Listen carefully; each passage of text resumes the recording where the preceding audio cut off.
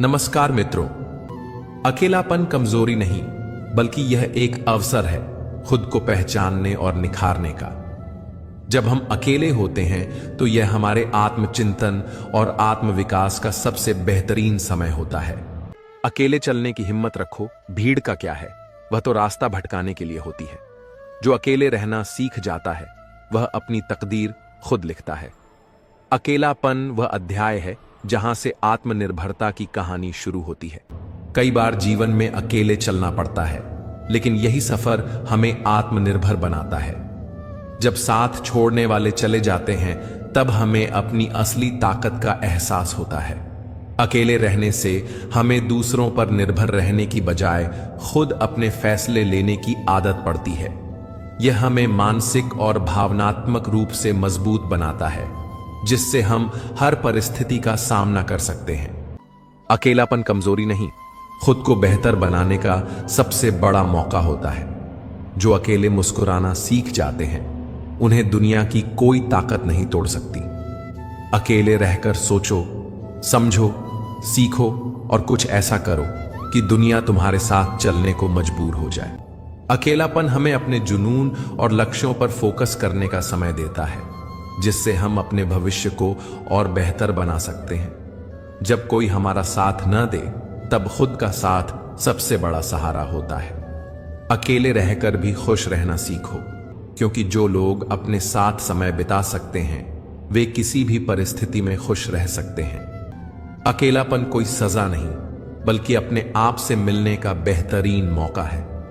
जो खुद के साथ खुश रहना सीख जाता है वही दुनिया में सबसे ज्यादा खुश रह सकता है।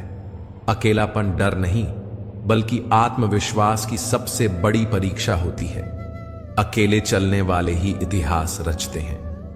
मित्रों, यह जीवन एक यात्रा है और हम सभी इस यात्रा के सहयात्री हैं। जन्म लेते ही हमारी यह यात्रा आरंभ हो जाती है और मृत्यु तक निरंतर चलती रहती है।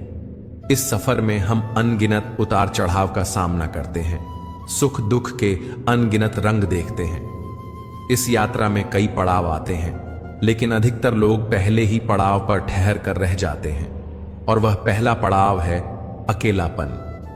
हम में से अधिकांश लोग जीवन में कभी न कभी अकेलेपन का अनुभव करते हैं।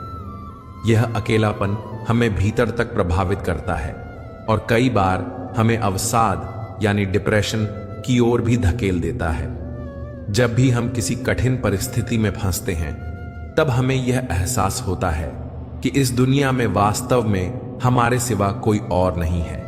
यह एहसास बहुत ही गहरा और भयावह होता है, क्योंकि हम हमेशा यही सोचते आए हैं कि हम अकेले नहीं हैं। हमारे पास हमारा परिवार, हमारे मित्र और हमारे सगे संबंधी हैं जो हर परिस्थिति में हमारे साथ खड़े रहेंगे। लेकिन जब कोई विपत्ति आ जाती है और हमें उनका साथ दिखाई नहीं देता, तब हम अंदर से पूरी तरह टूट जाते हैं। उस समय हमें उनकी कमी सबसे अधिक महसूस होती है और यह एहसास हमें और भी अकेला कर देता है। अकेलापन उसे कुछ इस प्रकार से घेर लेता है कि उसे और कुछ नजर नहीं आता। उसे ऐसा लगता है कि सब कुछ उसके पास है, लेकिन फिर भी उसका कुछ नहीं। दूसरों से उसकी सारी उम्मीदें टूट जाती हैं और वह बहुत एकांत में रहने लगता है। वह बहुत चिंतित और परेशान रहने लगता है। इसी अकेलेपन को समाप्त करने के लिए वह जिंदगी भर यहां से वहां भटकता है।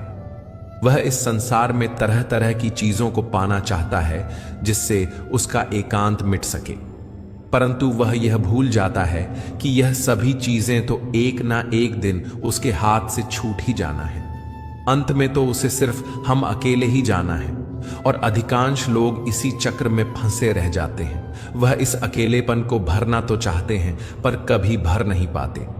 तभी वह व्यक्ति संत महाराज से कहता है, हे गुरुवर, किंतु यह तो पहला पड़ाव हुआ, और अगर पहले पड़ाव में ही हमारा जीवन समाप्त हो जाता है तो हमारे जीवन में दूसरा पड़ाव कब शुरू होगा। इस पर वह संत मुस्कुराने लगे और उस युवक से कहते हैं, पुत्र, हम मनुष्य हैं और हमें अपने जीवन की यात्रा करने के लिए एक निर्धारित समय मिलता है। और हम में से अधिकांश लोग अपने जीवन की यात्रा के लिए जो उन्हें समय मिला है, जन्म से मृत्यु तक, वह उसी पड़ाव में फंस कर रह जाते हैं। वह उससे कभी निकल नहीं पाते।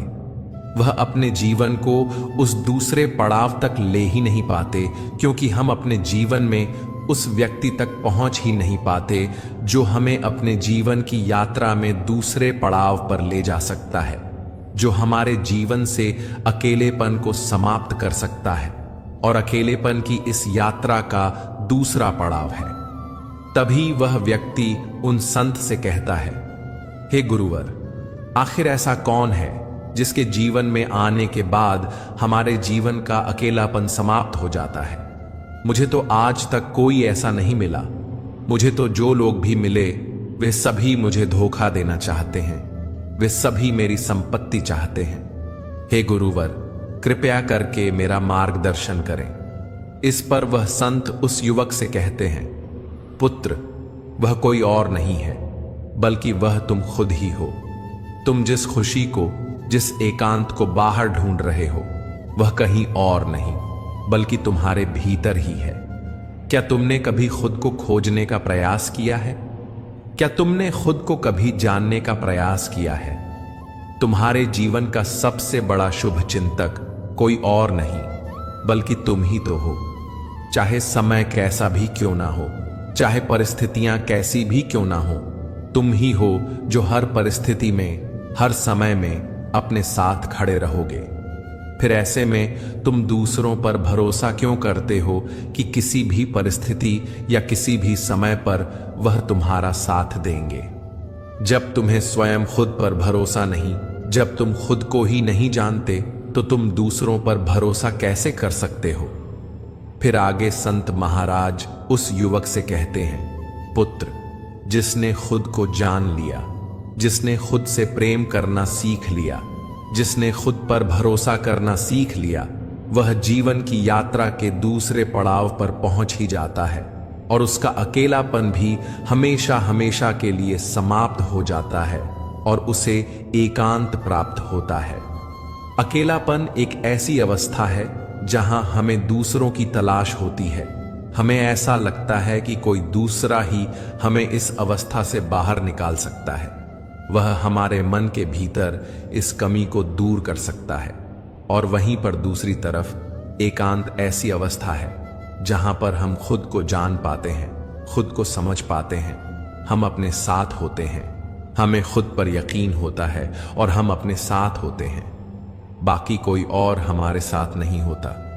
दुनिया की इस भीड़ में होते हुए भी वह एकांत ही होता है। ऐसा व्यक्ति इस दुनिया में किए गए किसी भी कार्य से विचलित नहीं होता और ना ही उसे कभी कोई धोखा दे पाता है और ना ही कभी कोई उसका लाभ उठा पाता है। और ऐसा इसलिए हो पाता है क्योंकि वह अपने साथ है, उसे केवल खुद पर यकीन है और वह खुद पर ही भरोसा करता है और वह एकांत में है। इसलिए उसकी समझ के दायरे भी बढ़ते चले जाते हैं और तब वह अपने जीवन की असली यात्रा पर आगे बढ़ चलता है, जहां वह खुद को जानता है, खुद को पहचानता है और अपनी काबिलियत को अच्छी तरह से निखार पाता है। संत महाराज के मुख से यह सारी बातें सुनकर वह व्यक्ति संत जी से कहता है, हे गुरुवर, आप सत्य कहते हैं। मैंने कभी अपने आप के बारे में सोचा ही नहीं। मैंने कभी भी अपने आप पर ध्यान दिया ही नहीं। जब सभी लोग मुझसे मुंह मोड़ रहे थे, सभी लोग मेरा साथ छोड़ रहे थे, तब भी मैंने अपने ऊपर ध्यान नहीं दिया। हाँ, यह बात और है कि उस वक्त मैं अपने साथ ही था, लेकिन मैंने अपने ऊपर ध्यान नहीं दिया। मैंने हर बार खुद को खड़ा किया है। मेरे हर गम में मैं रोया था और अपनी हर खुशी पर मैं ही हंसा था। जीवन के बुरे दौर में, बुरी परिस्थितियों में मैंने ही खुद को संभाला था।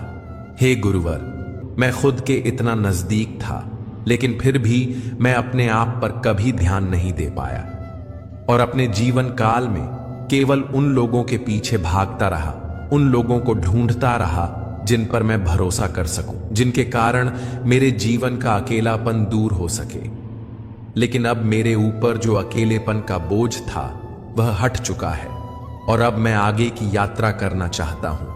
अर्थात मैं अपने एकांत में जाना चाहता हूं, जहां मेरे साथ केवल मैं ही रहूं और किसी के लिए कोई जगह न हो।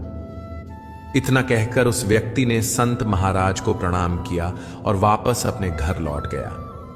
मित्रों, हमारा जीवन भी अकेलेपन से भरा हुआ है। किसी को किसी चीज की कमी है तो किसी के पास सब कुछ होते हुए भी वह अकेला है, और इस अकेलेपन का कारण हमेशा दूसरे ही होते हैं। जीवन में यह अकेलापन आना जरूरी होता है, क्योंकि इसके आए बिना हम एकांत की महत्वता को नहीं समझ पाएंगे।